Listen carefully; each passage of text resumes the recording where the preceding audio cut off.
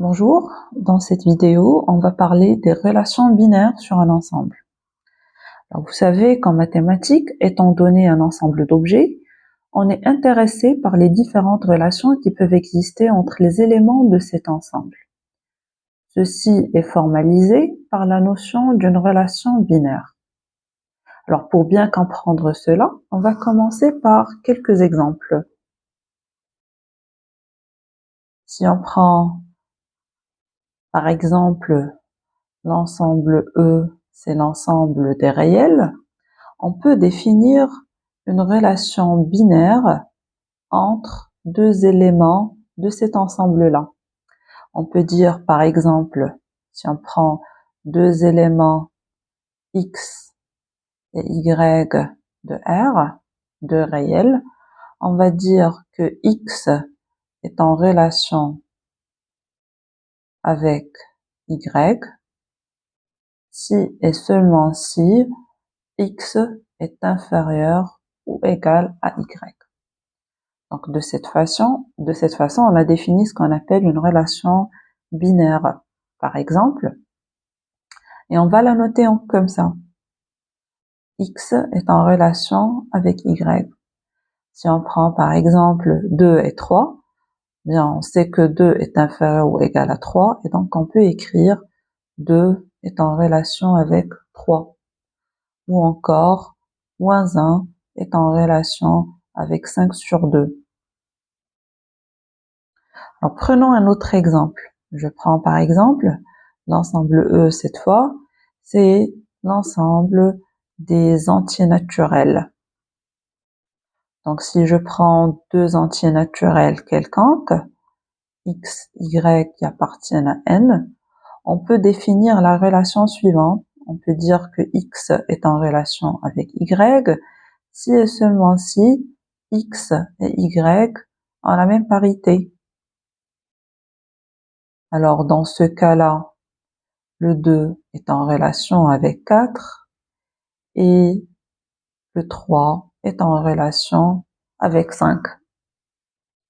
Le 2, par contre, n'est pas en relation avec 5 parce que 2 et 5 n'ont pas la même parité. L'un est pair et l'autre est impair. Alors, continuons avec les exemples. Je prends un autre ensemble. On prend par exemple l'ensemble des parties d'un ensemble E.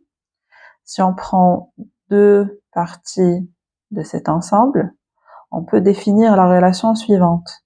On va dire que A est en relation avec B si et seulement si A est inclus dans B. Alors prenons un exemple géométrique maintenant. Si on prend l'ensemble des droites dans l'espace, on va appeler E par exemple. Donc, si on prend deux droites D et D' qui appartiennent à cet ensemble, on peut définir une relation de la manière suivante. On peut dire que D, la droite D, est en relation avec la droite D' si et seulement si D et D' sont orthogonales. Alors maintenant qu'on a vu quelques exemples, passons maintenant à la définition formelle de ce que c'est qu'une relation binaire sur un ensemble E. Alors, une relation binaire sur un ensemble E est définie comme une partie, qu'on va noter G par exemple, de E croix E.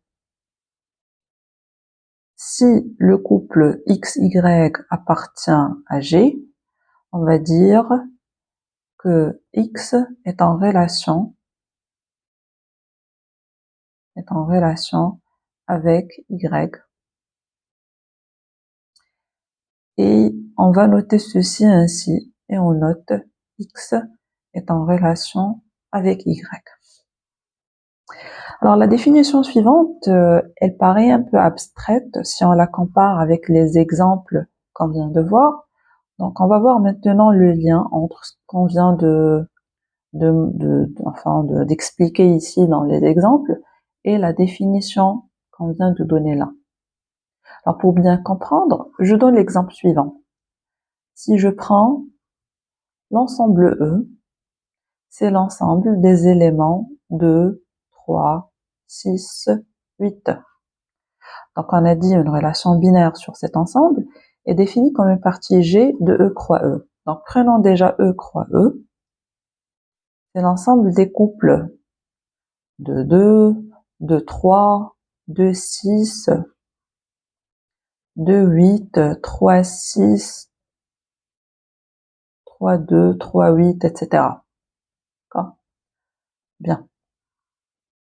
Alors on peut définir une relation de la manière suivante. On va prendre une partie G de E croix E.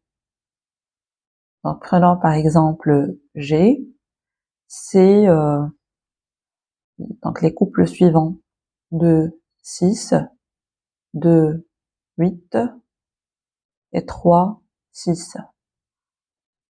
Donc on va voir qu'est-ce que ça veut dire un couple G, bien qu'un couple XY appartient à cette partie G. Donc là, XY appartient à G si et seulement si X divise Y. Et donc là, on va dire que X est en relation avec Y si et seulement si X divise Y. Donc là, vous avez le 2 qui divise le 6, qui divise le 8 aussi, et le 3 qui divise le 6. Alors toujours en considérant le même exemple, je vais prendre une autre partie. Je prends par exemple G, c'est 2, 3, 3, 6, 6, 8, 2, 6, 2, 8. Et 6, 8, je l'ai pris donc 2, 3, 2, 6, 2, 8, 3, 6, 3, 8, je l'ai pas pris. Alors 3, 8 et 6, 8. Bien. Alors si on considère la partie suivante, on va dire que le couple XY appartient à G si et seulement si X est strictement inférieur à Y. Donc c'est ce qu'on peut remarquer à partir des couples qui se trouvent dans cet ensemble-là. Et donc on va dire que X est en relation avec Y si et seulement si X est inférieur strictement à Y. Alors dans la vidéo présente, on a vu ce que c'est qu'une relation binaire sur un ensemble avec quelques exemples. Dans la vidéo suivante, nous parlerons d'une relation binaire particulière, la relation d'équivalence. Ne la manquez pas. Merci.